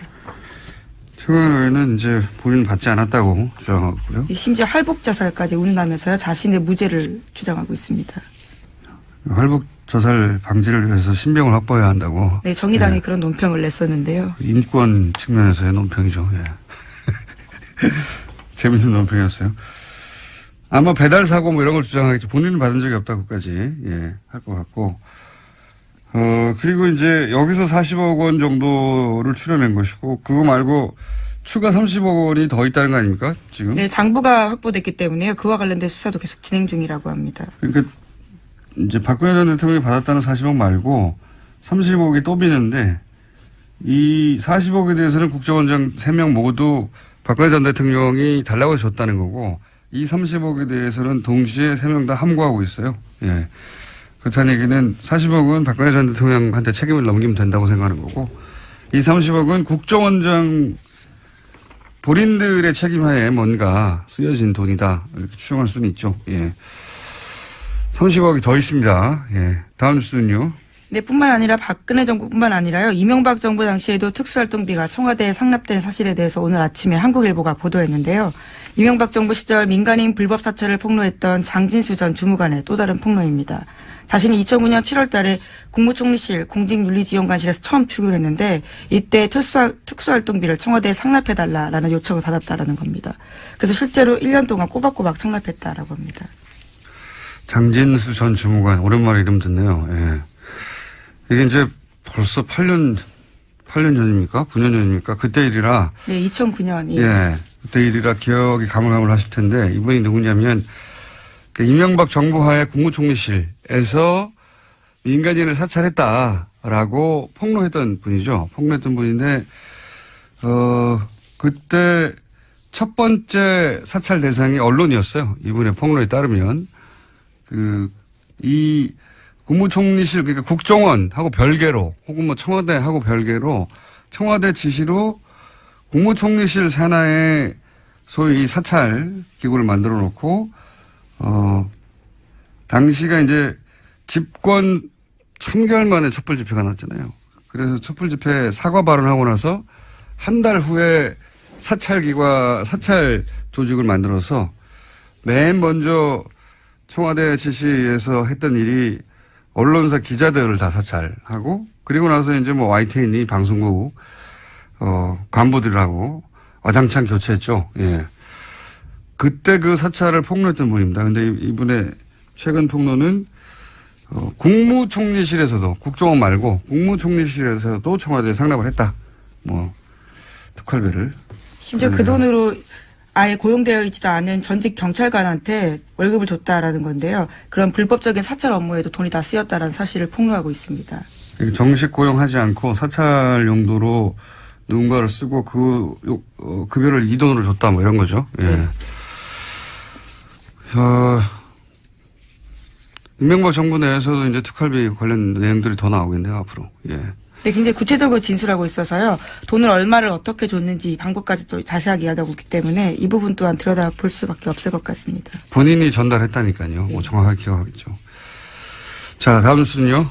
네, 2008년 특검 당시 다스 비자금 문제 처리에서 이명박 전 대통령이 개입했다라는 의혹을 제기한 다스 관계자가 모습을 드러냈습니다.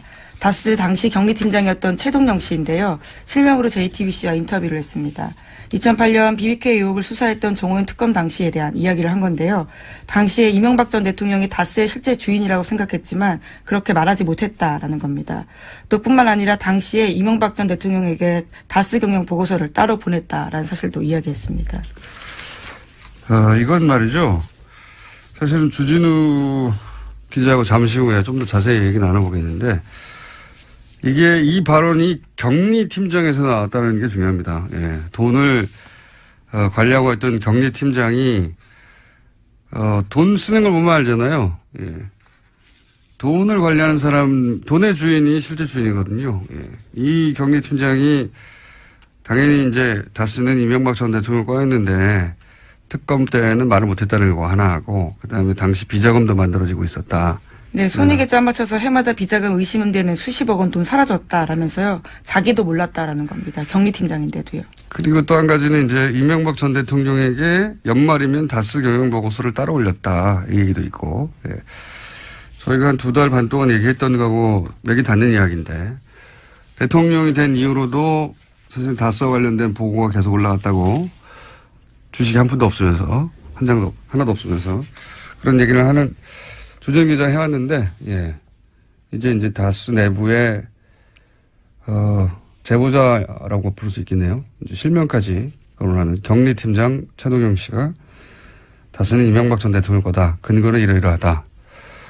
라고 주장하고 있습니다. 머지 않은 것 같아요. 예. 빙산의 절반은 나왔고, 나머지 절반은 빠른 속도로 올라오지 않을까. 예. 다스는 누구 겁니까? 이제 답이 나오지 않을까 싶습니다. 다음 뉴스는요? 네, 5.18 민주화 운동 당시 또 보도도 있습니다. SBS가 어제 보도했는데요. 5.18 민주화 운동 당시에 헬기 사격이 있었다라고 증언한 사람 가운데 당시 광주에서 선교 활동했던 미국인 목사도 있었습니다. 그런데 전두환 전 대통령이 이 목사의 증언에 강력하게 대응하라라고 지시한 내부 문건이 나왔다라는 건데요. 1995년, 그러니까 5.18 관련된 검찰 수사가 진행 중이던 때 미국인 피터슨 목사가 검찰에 출석해서 당시 광주에서 헬기 사격을 목격한 김모 씨가 제기한 정직 취소 소송 상고심에서 김 씨가 승소한 원심을 파기하고 김 씨 패소 취지로 사건을 광주고법에 돌려보냈는데요. 김 씨는 세월호 참사 직후에 국회가 사고 당일에 CCTV 자료를 제출하라고 요구하자 영상 원본을 삭제했습니다. 거기에는 일부 관제 요원들이 자거나 놀고 있는 장면들이 담겨 있었기 때문입니다. 저는 이 사건을 좀 더 심각하게 보는 것이 이제 이게 그 사건의 개요는 이런 거거든요. 당시 VTS 관제센터 센터장이 CCTV를 제출하라고 했더니 삭제해버렸다. 왜냐하면 보통 뭐 3명이 근무해야 되는데 하루만 한 사람만 근무하고 2사람은 자고 뭐 이런 장면이 잡혀 있었는데 삭제했다. 그래서 징계를 내렸던데 그게 뭐냐면 3개월 정직이에요. 단순히 3개월 정직. 근데 여기에 대해서 부당하다고 이제 소를 제기해서 처음에는 3개월 징계가 과하다고 했는데 이제 파기환송을 한 거거든요. 네, 그렇죠. 내용은 그런 겁니다. 근데 저는 이게 CCTV를 단순히 삭제했다. 그 행위 자체가 3개월 정직의 대상이 될 만하냐 아니냐 차원에서 따질 것이 아니라 그 당시에 유일한 통제센터란 말이죠. 여기가. 이 세월호라고 하는 사건의 진실을 밝혀내는 조각 일부로 작용할 수 있는 거였어요. 굉장히 중요한 겁니다, 이게. 자신들의 근무 태만을 숨기려고 한 걸로 한정했는데 그렇지 않을 수도 있어요. 왜냐하면 당시 이제 관제센터 세월호하고 주고받았던 그 무선 교신 기록 이게 나중에 편집됐다는 게 언론을 통해서 여러 차례 지적됐지 않습니까? 만약에 CCTV하고 맞춰본다면 뭐가 소위 삭제됐는지 확인할 수도 있을 수 있고요. 그리고 그때 AIS도 사라졌다고 정부에서는 발표했거든요. 근데 그 화면에 뜨는지 아닌지 확인해 볼 수도 있단 말이에요. CCTV를 확대해서. 그러니까 이 CCTV의 삭제는 사실은 세월호와 관련된 진실을 밝혀내는데 중요한 정보가 될 수도 있었던 화상정보 일부를 유일하게 존재하는 당일날 그걸 삭제한 거예요. 네, 당시 검찰이 김 씨를 또 공영전자 기록 손상 등의 혐의로 기소한 바가 있는데요. 그런데 대법원에서는 이 혐의에 대해서 무죄가 난 바가 있습니다. 이 CCTV 영상을 삭제했다는 게 단순히 근무 태만을 숨기려고 했다라고 축소해서 볼 일이 아니라고 저는 보는데 여하간 지금 벌어지고 있는 재판은 그렇습니다. 정직 3개월. 그 CCTV를 삭제는 굉장히 큰 제목 같잖아요. 세월호와 관련돼서. 진실 일부를 파악할 수도 있을지도 몰랐을 CCTV를 삭제했다고 하는 건데 지금 다투고 있는 건 그 삭제한 당사자 징계 여부입니다. 예, 징계 3개월 여부를 다투고 있습니다.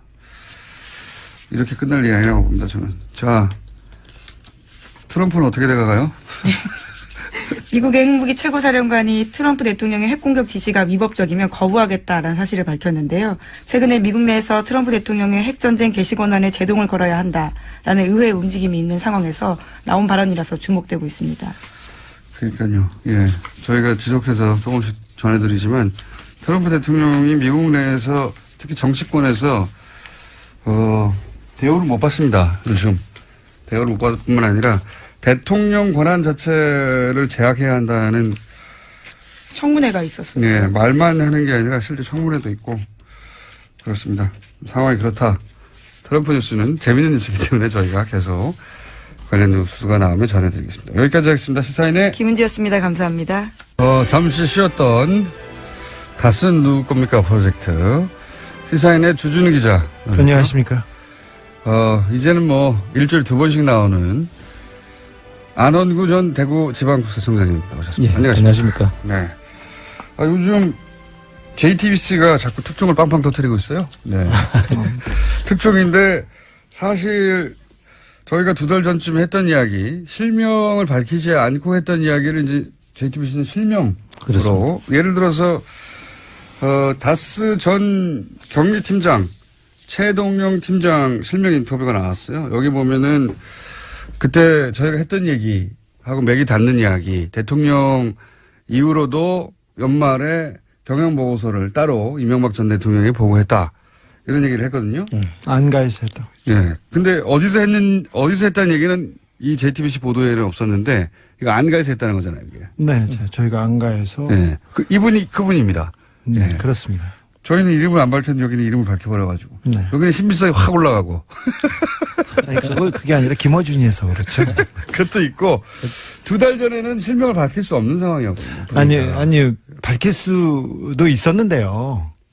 밝힐 수 있었는데 저희는, 네, 밝히지 않았습니다. 아니, 2달 전하고 지금하고는 좀 분위기가 달라요. 그렇죠. 그때는 다스 얘기를 꺼냈을 때, 아직도 사람들이 이제 반신반의한 분들이 있었고. 아니, 네. 그분은 용기를 내주셨어요. 네. 그리고 여러 얘기를 하고 더 많은 내용이 있는데, 사실 친인척간이고요. 그리고 총 4명 중에 1명이라고요? 친인척간이고, 그리고 그분과 그분 주변 분들이 아직도 MB 가까운 데서 생활 터전을 읽으면서 또 생업에 종사하고 어쨌든 있어서 본인의 네. 실명이 밝혀지면 곤란한 처지가 될 수도 2개월, 네. 3개월 전에는 분명히 그랬는데 지금은 이제 점점점 네. 상황이 바뀌어가면서 본인이 용기를 내신 것 같아요, 직접. 네. 인터뷰. 용기 있는 분이십니다. 예, 용기를 내셔가지고, 저희 같은 얘기입니다, 이게.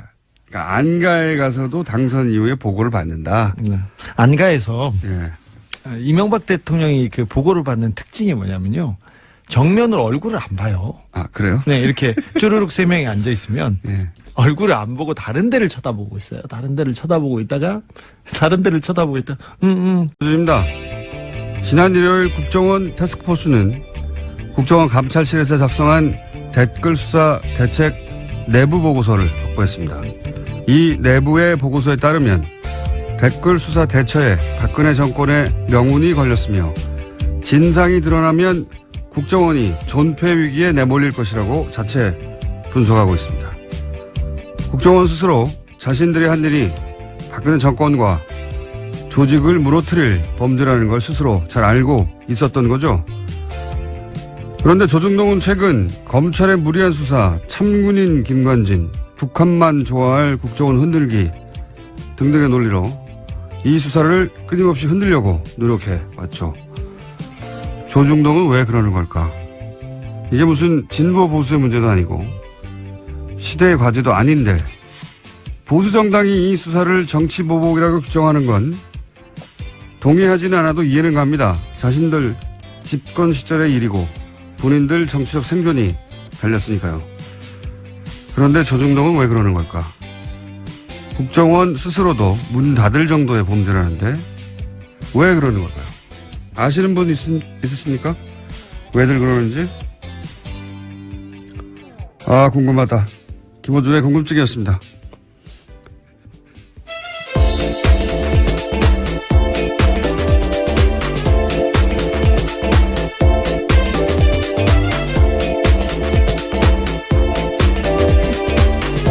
시사인의 김은지입니다. 안 궁금하세요? 네, 궁금하다는 말씀이 너무 진심인 것 같아서요. 옆에서 네. 웃었습니다. 아, 궁금해요, 저는. 예. 왜 이러는 걸까? 본인들이 정권을 직접 운영했다고 생각하는 걸까요? 참.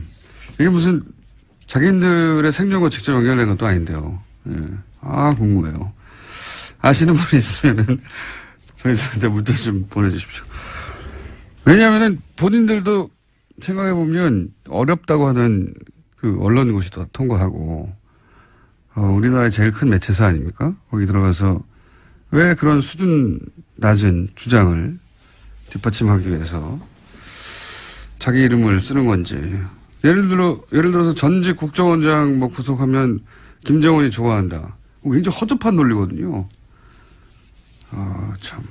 그 말을 듣고 누군가, 와, 정말 그렇구나.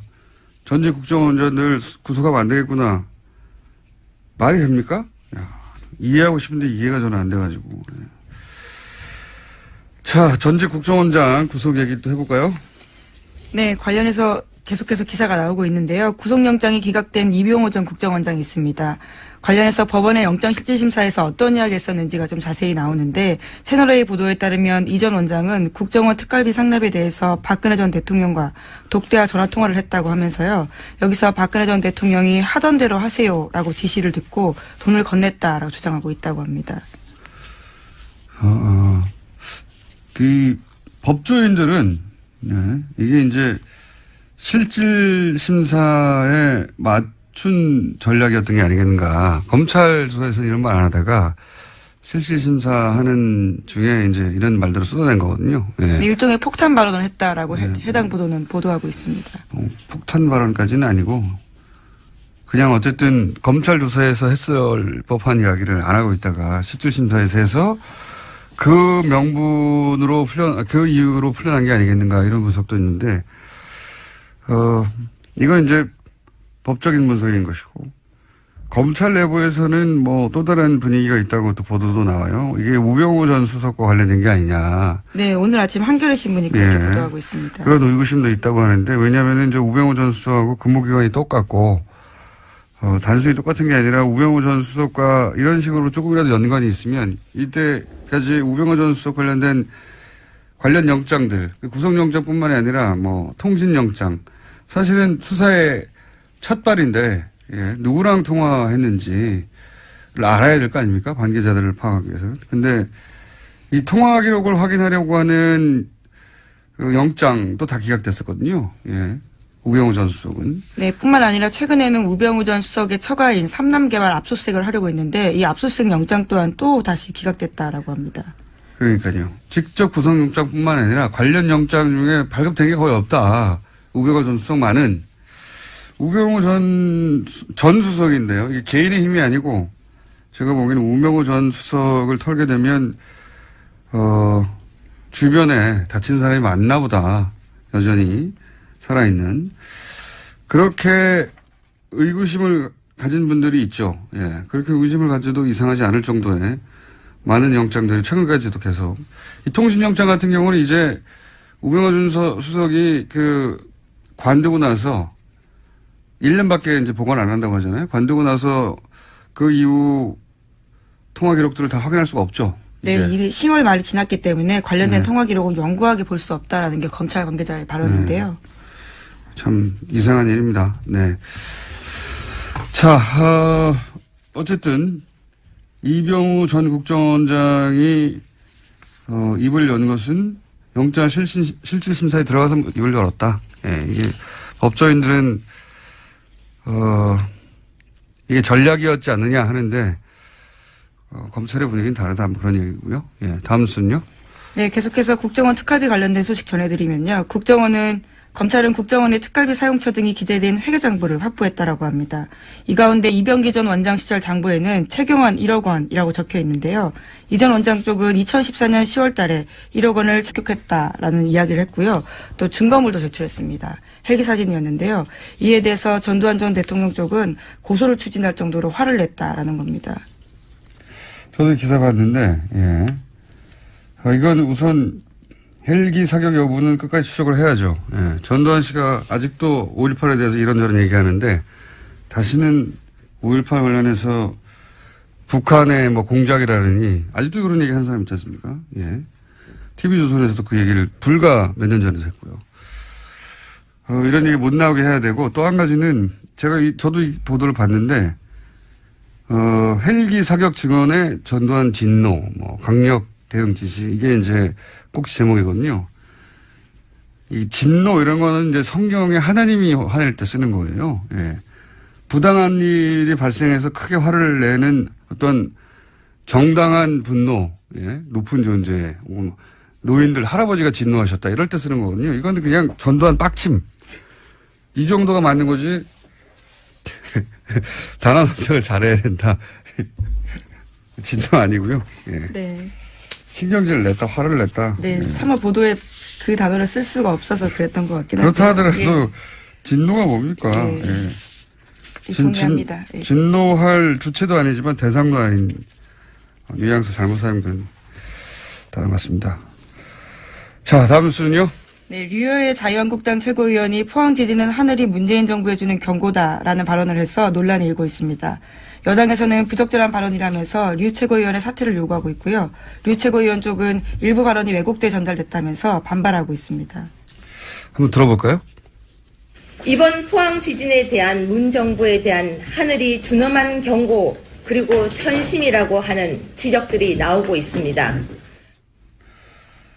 이게 이제 검색어가 한 연이틀 정도 계속해서 관련 검색어 올라왔었는데 본인이 해명을 했죠. 네, 누군가가 제 발언을 왜곡해서 포항 민심을 자극하고 있다라는 건데요. 자신의 발언을 왜곡하는 가짜뉴스에 대응하겠다라는 이야기도 했습니다.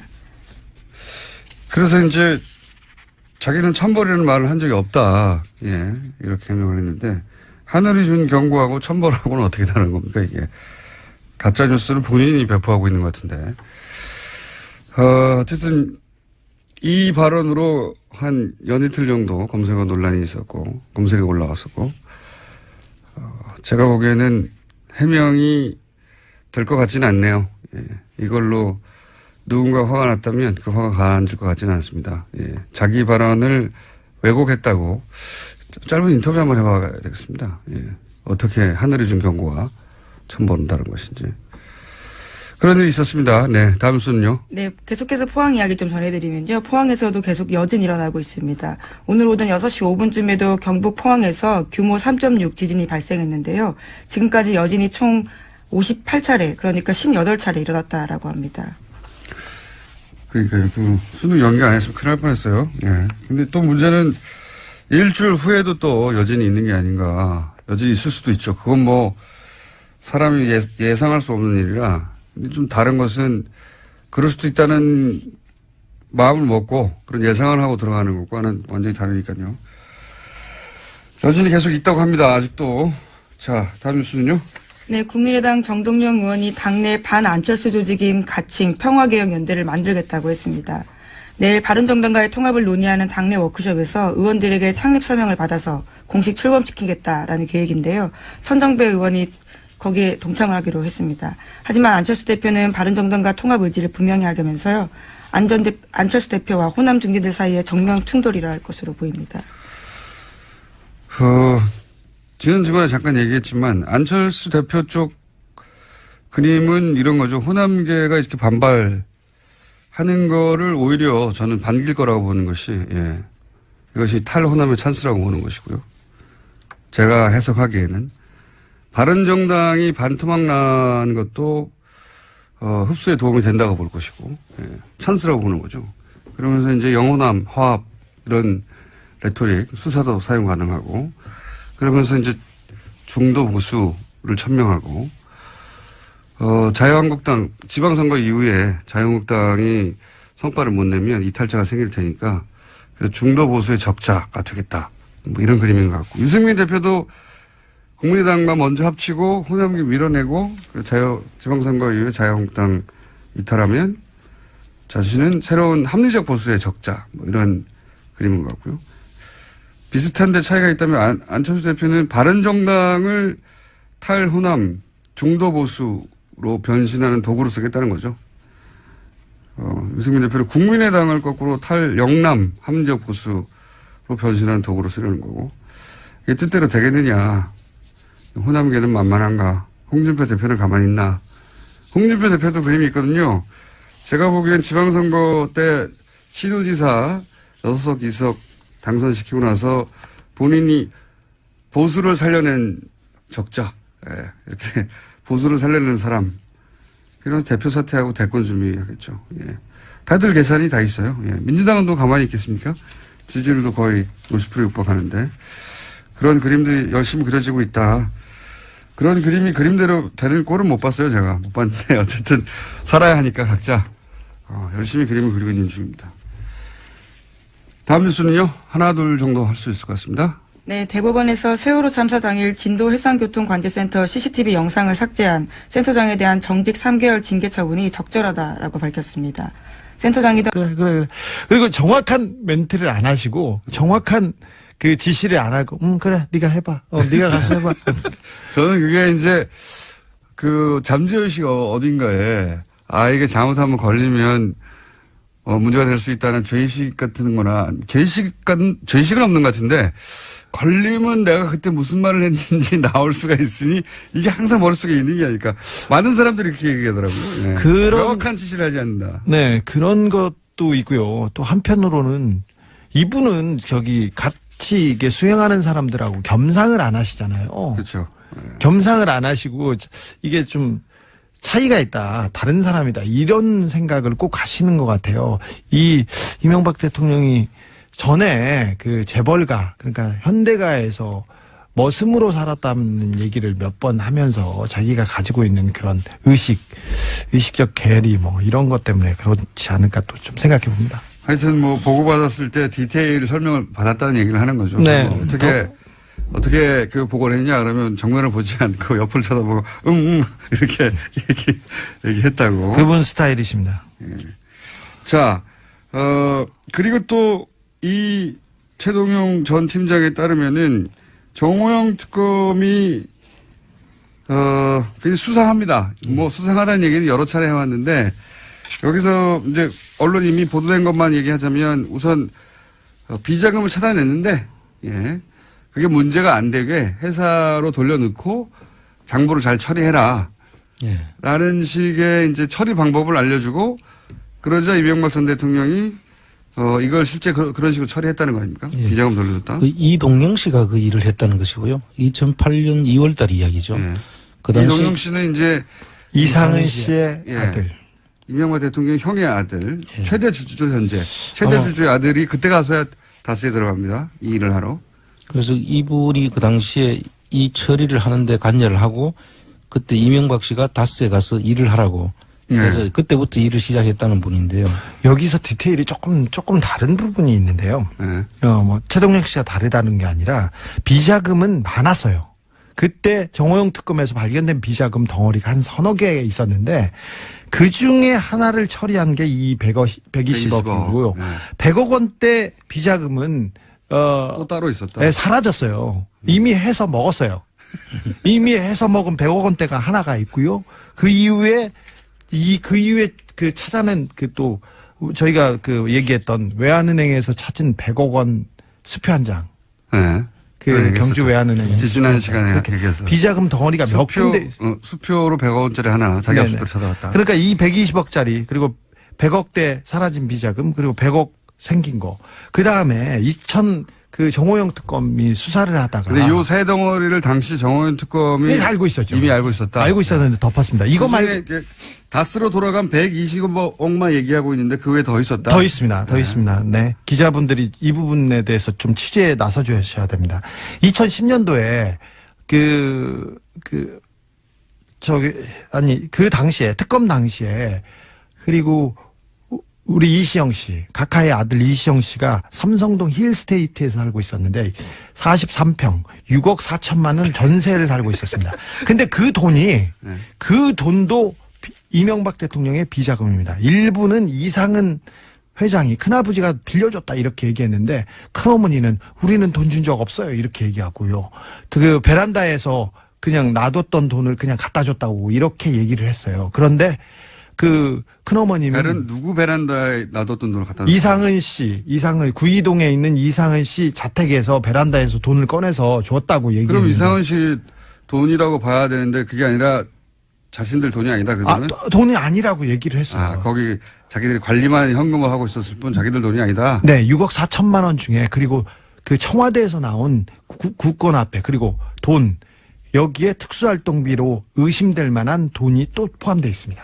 그때 내곡동 사저에도 그런 지금 스토리가 지금 있는데 내곡동 사저를 그 내곡동 사저를 이시영 씨가 천천히 말 더듬지 말고 너무 많아서요. 비자금 덩어리가 너무 많아서 지금 아니, 빨리 말하는 건 좋은데 빨리 말하면 더듬거든요. 죄송해요. 더듬이에요. 근데. 자 그리고 내곡동 땅 기억하시죠? 잠깐만 정리하고 자 당시 힐스테이트 이시영 씨 이명박 전 대통령의 아들 이시영 씨가 거주하던 힐스테이트 몇 평? 43평. 43평 얼마? 전세 자금 6억 4천만 원. 전세 자금 6억 4천. 대치동에 있는 모 공인중개사에서 돈을 한 번에 냈습니다. 한 번에 냈는데 이 6억 4천이 이명박 전 대통령의 비자금 일부 네. 그리고 이상은 회장이 관리하고 있던 현금 일부. 네. 그리고 특활비 일부가 섞여 있을 가능성이 있다. 그렇죠. 그 중에 확실한 거는 뭡니까? 이상은 씨가 관리하고 있던 현금과 비자금 일부일 가능성이 아주 높다. 네. 근데 그 특검에서 이상은 그 회장은 이분은 조사를 제대로 안 하고요. 그 삼성병원 19층에서 누워있다가 그냥 받았어요. 받았는데 그때 내가 줬다 이렇게 얘기를 했는데 큰어머님께서는 우리는 준 적이 없어요 이렇게 얘기를 했어요. 그러니까 자신들의 재산은 아니다. 네네. 이런 의미다. 준 적이 없다고 얘기했는데 그냥 특검에서 그냥 덮었죠. 덮었다. 네. 이거 말고 차후에 내곡동 땅이 드러나고 내곡동 특검에서도 이시영 씨가 돈을 내는데 그 돈도 청와대에서 온 비자금입니다. 그러니까 그때 해명을 이렇게 했죠. 내곡동 사저 생각나시죠? 다들. 예. 특검도 한번 했는데 거기서 뭐 다 털어줬지만